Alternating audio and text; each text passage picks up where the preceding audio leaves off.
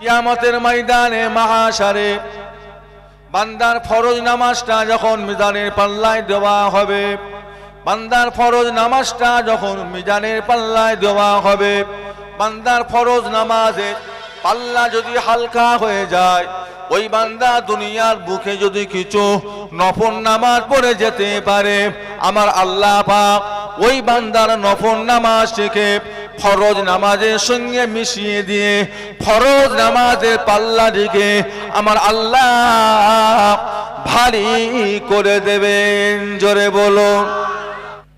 আমার আপনার নবী দয়ার নবী বলেন, ইজা মাতাল ইনসানু ইনকাতা আনহু আমালুহু, মানুষ যখন মারা যাবে মানুষের প্রতিটা আমলের দরওয়াজা আল্লাহ পাক বন্ধ করে দেবেন, বন্ধ করে দেবেন। কোনো কাজ আর হবে না। কবরে জিন্দেগির কোনো দাম নাই। 100 বছর 200 বছর আর 500 বছর থাকেন না কেন, কোরআনের হাফেজ হন আর আলেম উলামা হন, পীর ফকির হন, যাই হন না কেন, কবরের জিন্দেগির কোনো দাম নাই। তবে আল্লাহ রাসূল বলেন, ইল্লা মিন সালাসাতিন, ও ভাইজানেরা, নবী আমার বলেন, ইল্লা মিন সালাসাতিন, প্রতিটা ইমানদার বান্দার জন্য আল্লাহ কবরের ভিতরে 3টে দরজাকে আল্লাহ পাক খোলা রেখে দেবেন। জোরে বলুন। 1 নম্বর দরজার নাম হলো ইল্লা মিন সাদাকাতিন জারিয়াতি, 1 নম্বর দরজার নাম হলো সাদকা এ জারিয়া। ওটা কেমন দান? ওই দানটা কোন দানকে বলা হয়? আপনার বাড়িতে একটা মুসাফির এসেছেন, তাকে আপনি 5টা টাকা দিলেন, এই সওয়াবটা বারবার নয় একবার পাবেন। ও ভাইজানেরা, 2টো মুসাফিরকে আপনি খাইয়েছেন, সওয়াবটা একবার পাবেন। একবার সুবহানাল্লাহ বলবেন, সওয়াবটা আপনি একবার পাবেন। সাদকায়ে জারিয়া কাকে বলে? সাদকায়ে জারিয়া বলতে কোন সওয়াবকে বলা হয়েছে? মাদ্রাসায় দান করা, মসজিদে দান করা, উযুখানা করে দেওয়া, গোসলখানা করে দেওয়া, মানুষের পথ চলার জন্য রাস্তাঘাট করে দেওয়া, একটা পানির কল করে দেওয়া, একটা পুকুর খনন করে দেওয়া, একটা সানের ঘাট করে দেওয়া, মানুষের উপকারের জন্য, মানুষের বসা খাওয়ার জন্য একটা বসার জায়গা করে দেওয়া, এগুলোকে বলা হবে সাদকায়ে জারিয়া। আপনি মারা যাবেন, কবরবাসী হয়ে যাবেন, আল্লাহওয়ালা হয়ে কবরে চলে যাবেন, সওয়াবের দরজা বন্ধ হয়ে যাবে, সাদকায়ে জারিয়া খোলা রয়ে যাবে। আপনার এলাকার মসজিদে দান করেছেন, যতদিন নামাজ হবে, মাদ্রাসায় দান করেছেন, যতদিন পড়াশোনা চলবে, পুকুরে দান করেছেন, যতদিন মানুষ উযু করবে, ব্যবহার করবে, একটা কল করে দিয়েছেন, যতদিন মানুষ পানি নিয়ে খাবে, প্রতিটা দিনের সওয়াব, প্রতিটা ওয়াক্তের সওয়াব আল্লাহ পাক আপনাকে কবরে শুয়ে শুয়ে আল্লাহ মিলাতে থাকবে।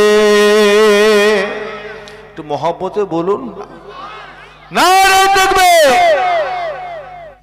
ও ভাইজানেরা, 1 নম্বর কাজ, ছেলে মেয়ে যখন দুনিয়ার বুকে এলো, সুন্দর থেকে তার একটা নাম রাখা, এটা মা বাপের জন্য হলো ফরজ কাজ, সুন্দর নাম রাখা। 2য় নাম্বার কাজ হলো যখন ছেলে মেয়ে একটু বড় হবে, কোরআন পাকের তালিম দেওয়া, কোরআন পাকের শিক্ষা দেওয়া।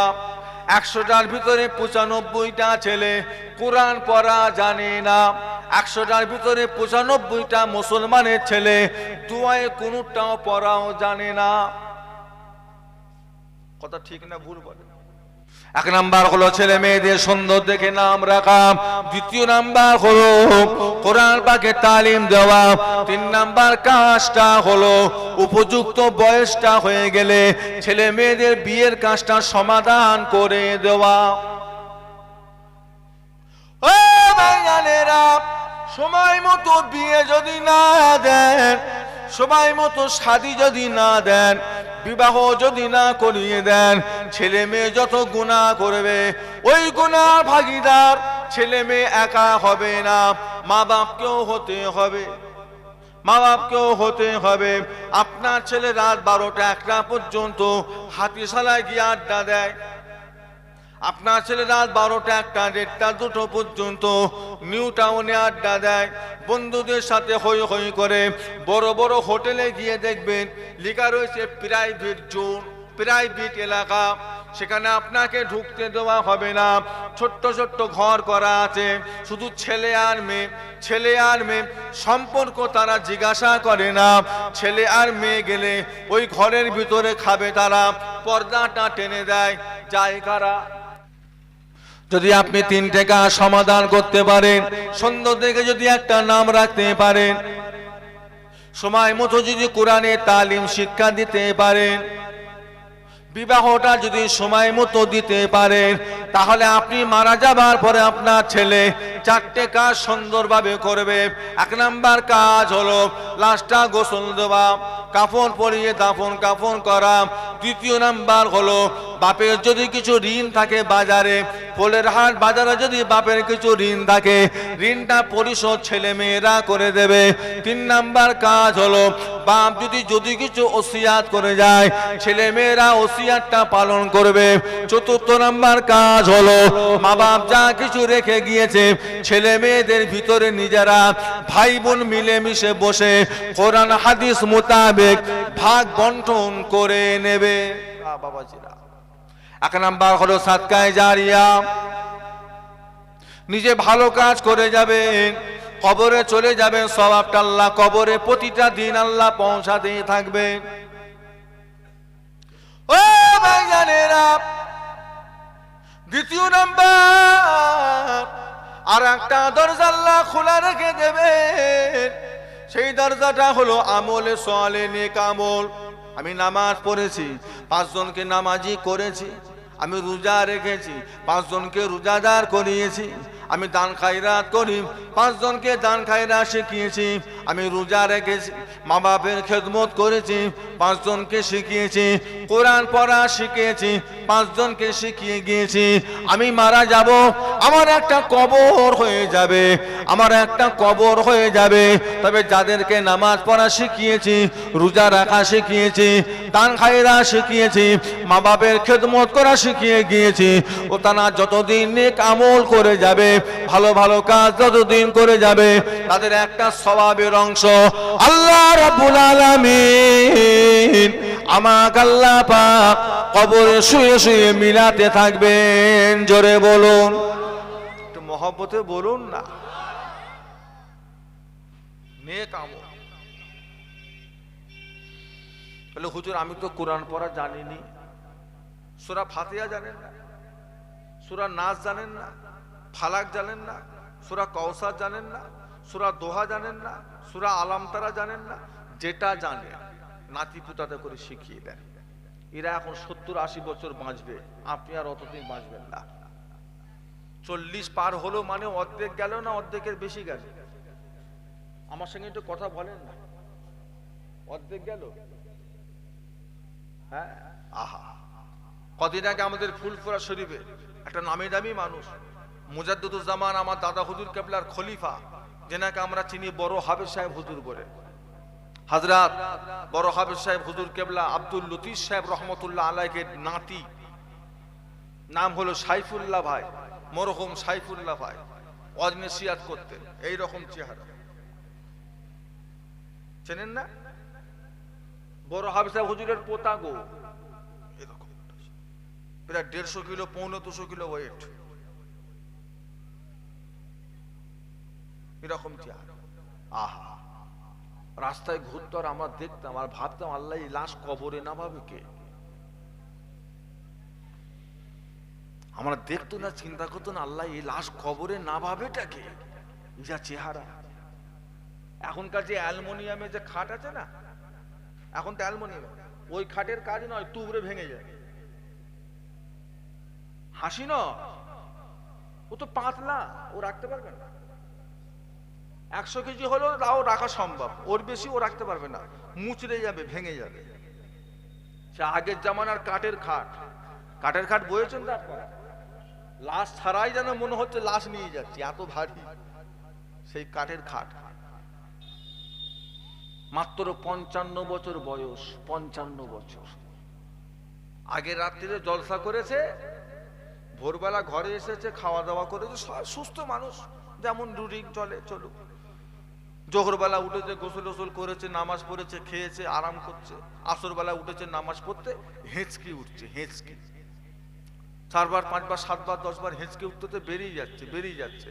আর উনি আস্তে আস্তে অসুস্থ হয়ে যাচ্ছে, প্রেশার লো হয়ে যাচ্ছে, চোখ ঝাপসা হয়ে যাচ্ছে, আর হেঁচকি উঠছে। 5 থেকে 7 মিনিটের ভিতরে শুয়ে পড়লেন। অ্যাম্বুলেন্স ডাক, শিয়াখালা নিতে হবে, এই করতে হবে। ইন্নালিল্লাহ। 55 বছর বয়স। কি বুঝলেন বল? তাহলে 40 পার হলো মানে অর্ধেক গেল না অর্ধেকের বেশি চলে গেছে।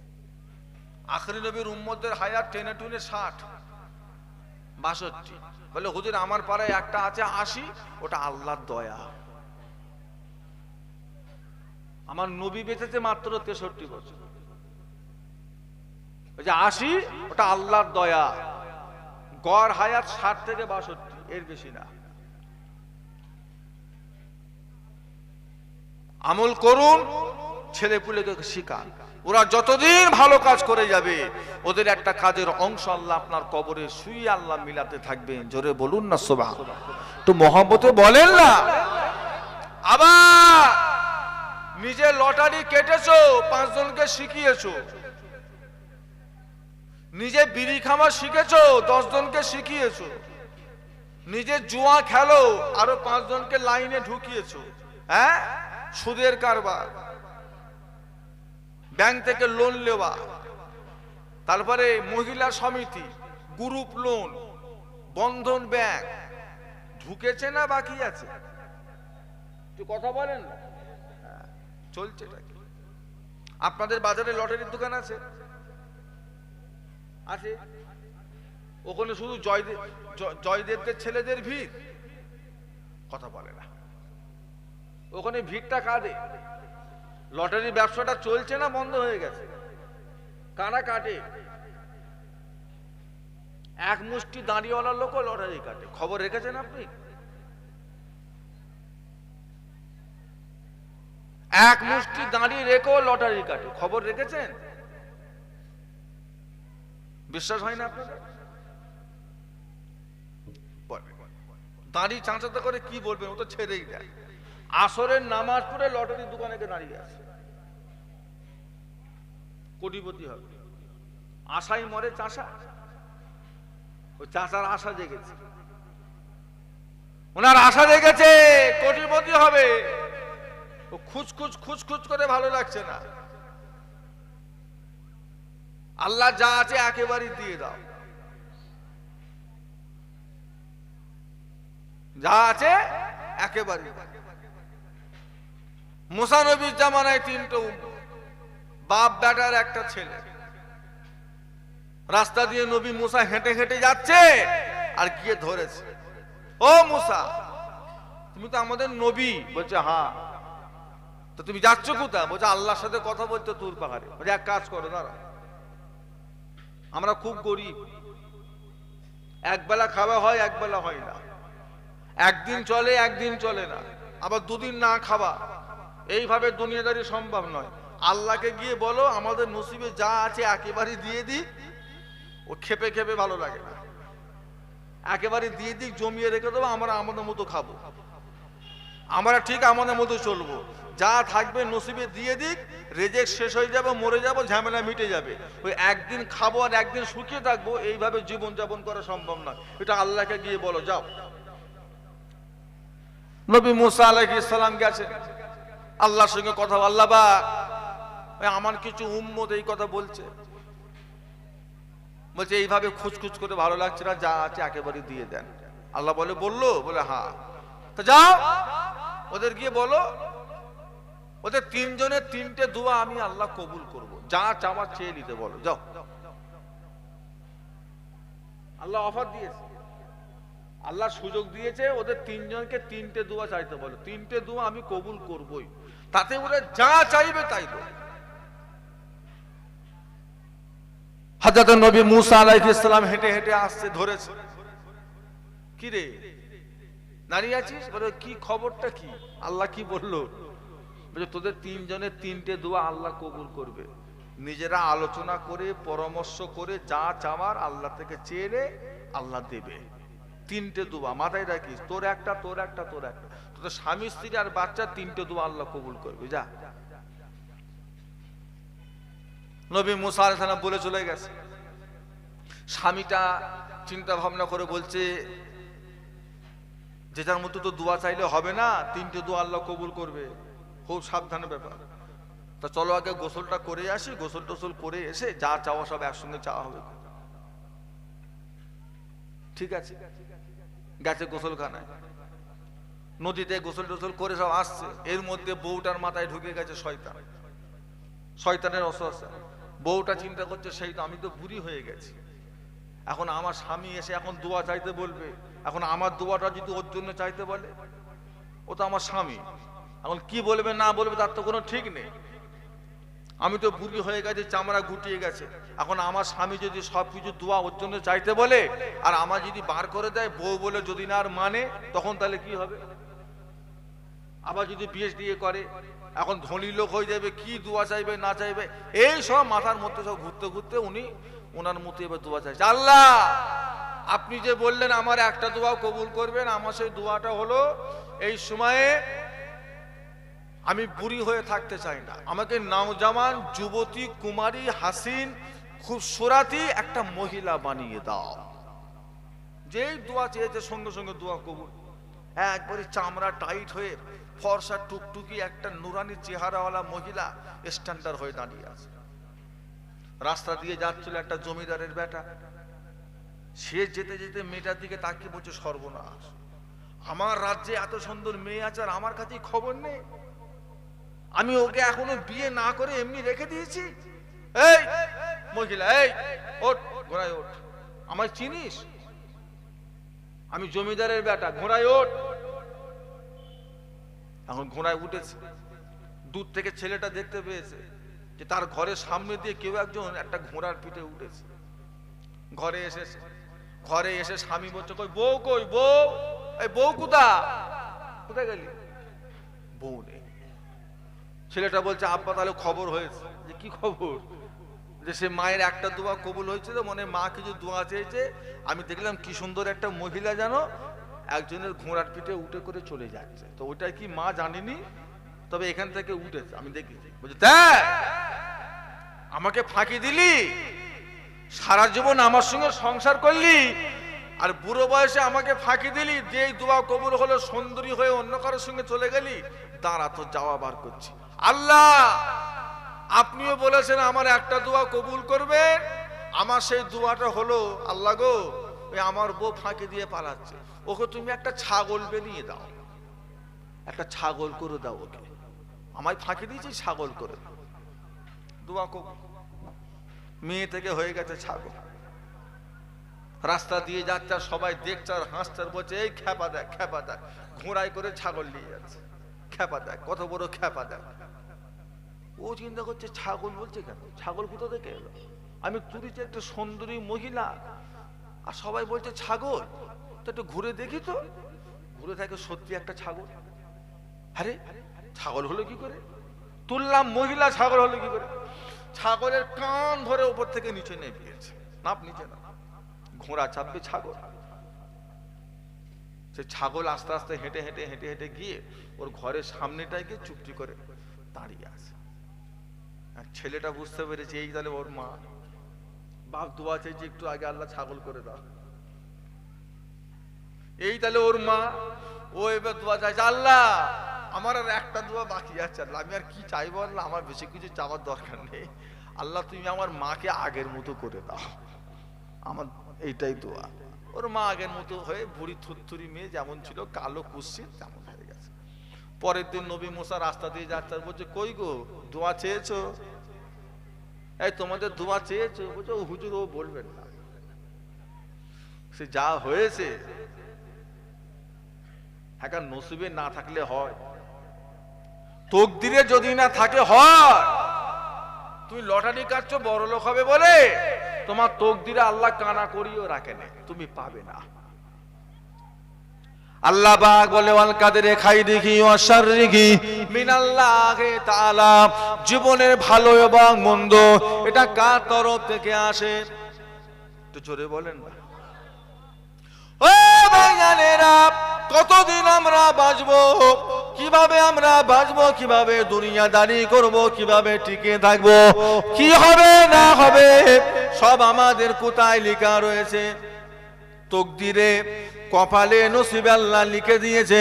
যতই বাড়াবাড়ি করো না কেন, নাহানু কাসাবনা বাইনাহুম মাঈশাতান ফিল হায়াতিদ দুনিয়া, যতই বাড়াবাড়ি করো না কেন, বাড়বেও না কমবেও না, বাড়বেও না কমবেও না। আল্লাহ পাক যেটা লিখে দিয়েছেন সেটাই পাবেন, বাড়বেও না কমবেও না। তবে আল্লাহ রাসূল বলেন, আমার আপনার নবী, দয়ার নবী বলেন, মানুষের তকদির পরিবর্তন হয় সেটা একমাত্র বান্দার দুআর ওসিলায়। তো মহব্বতে বলুন না। বাড়ি বাড়ি বন্ধন ব্যাংক, বাড়ির মেয়েগুলো সব শুরু করেছে সব সুদে কারবার। ইমাম খাবে কোথা? মসজিদের ইমাম কারবারই খাবে। মসজিদের ইমাম যদি নিয়ত করে যেই বাড়ি সুদের কারবার চলে সেই বাড়ি খাবো না, বেচারির কপালে শুকনো মুড়ি ছাড়া কিছু জুটবে না। আর ইমাম না খেয়ে পেশার লোক হয়ে মসজিদের মেম্বারে পড়েই মরে যাবে প্রত্যেক বাড়ি। আর একটা সপ্তাহ যদি সুদের টাকা যদি না দিতে পারে, কিস্তি যদি না দিতে পারে, ও সরকারি লোক না ব্যাংকের লোক এসে আহা হা কত ভালো ভালো ভাষা বলে। সে মরে গেছে বাপ 10 বছর আগে, তাকেও কবর থেকে তুলে নিয়ে আসে। কথা বুঝতে পারছেন? বরকত নেই, শান্তি নেই। ও বাবাজিরা, ওটা হারাম, ওতে শান্তি নেই। আমার দাদু যান ছোট হুজুর কেবলা বলতেন, আমার কালিমুল্লাহ সাথে যান হুজুর কেবলা, তিনিও বলতেন, বাবা হালালে বরকত, হারামে হরকত। হালালে বরকত, হারামে হরকত। হারাম জিনিস দিন দিন কমে যাবে, আর হালাল জিনিস দিন দিন বেড়ে যাবে।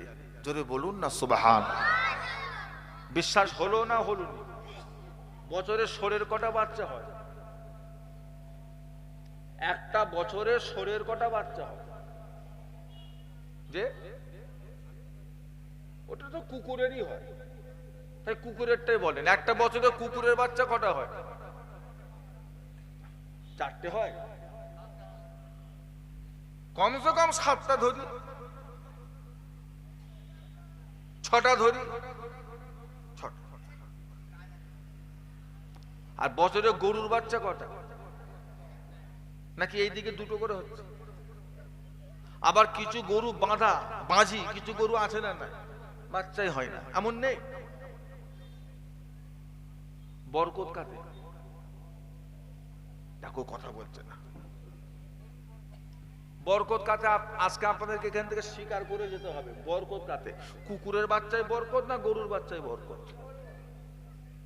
সত্যি বলছেন না? আমি বলতে বলছি বলে তাই বলছি। গরু খান আপনারা? সপ্তাহে কদিন? সপ্তাহে কদিন হচ্ছে? রোজ। কেন রোগ হবে না? কেন কেন হাই প্রেসার হবে না বলে? রক্তে কোলেস্ট্রল কেন হবে না? রক্তে চর্বি কেন জমবে না? হার্ট ব্লক হবে না কেন? আমাদের দোষ তো। আল্লাহকে শুধু গরুই দিয়েছে নিয়ামত, আর কিছু নেই। মাছ নেই, সবজি টবজি নেই, শুধু গরু। সপ্তাহে 2 দিন খাবে। একদম এর উপরে পাকামি করবেন না। সপ্তাহে 2 দিন গরু গোশ খাবে। বুঝতে পারছেন? হাঁপিয়ে যাচ্ছে, চোখের পাশে ফুলে যাচ্ছে কেন? রক্তে কি জমছে? আর যত রোগী বাড়ছে কাদের লাভ? তোর নাম কি রে? বলছে আব্দুর রহিম। কি হয়েছে? কোলেস্ট্রল হয়ে গেছে। এমন একটা ওষুধ লিখে দিল, এক পিস ওষুধের দাম 20 টাকা। 20 টাকা এক পিস ওষুধের দাম। ডাক্তারও খাচ্ছে, দোকানদারও খাচ্ছে, মিলেমিশে চলছে। তোর নাম কি রে? এই তোর নাম কি রে? বলছে জয়দেব। একটা ওষুধ দিয়েছে 60 পয়সা করে পিস। ব্যবসা বুঝতে পারছেন না? একটা ওষুধ দিয়েছে 60 পয়সা করে পিস। শরীরটার দিকে খেয়াল করেন, শুধু গোশ খেলে হবে না, মাথা মোটা কিচ্ছু নেই, সব গবেট ছেলেগুলো সব গোশ খেয়ে শেষ হয়ে গেল। একটু শাকসবজি খাওয়ান, মাছ খাওয়ান, আরো তো আল্লাহর নিয়ামত আছে খাওয়ান। প্রত্যেকদিন খালি গরুই খাচ্ছে, গরুই খাচ্ছে, গরুই খাচ্ছে।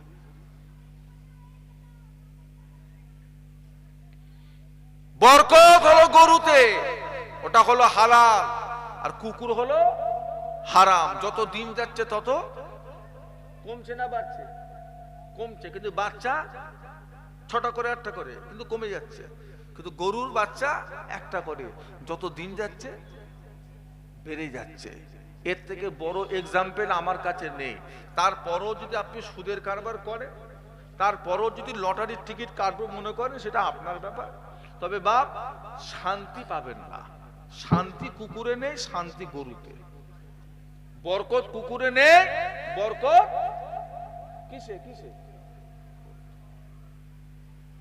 তওবা করেন, তওবা করুন। সব চাইতে ছোট্ট তওবার নাম হলো আস্তাগফিরুল্লাহ। ও ভাইজানেরা,